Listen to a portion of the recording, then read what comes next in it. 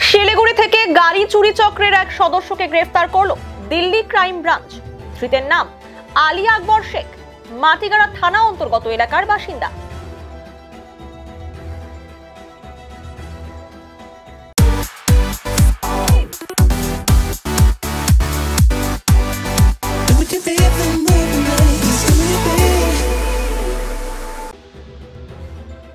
জানা গিয়েছে গত বছর 26শে নভেম্বর দিল্লির একটি থানায় গাড়ি চুরির অভিযোগ দায়ের হয়।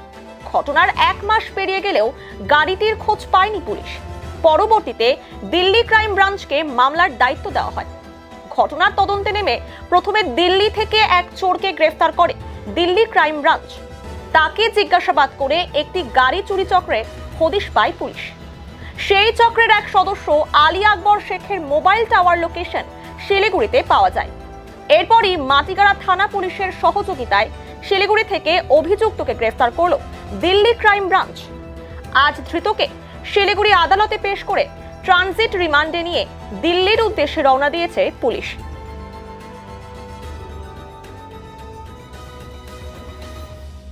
50,000 लोगों को अपनी मंजिल से है जोड़ा और नई उत्साह के साथ आए हैं फिर से थामने आपका हाथ। श्री शांति होंडा।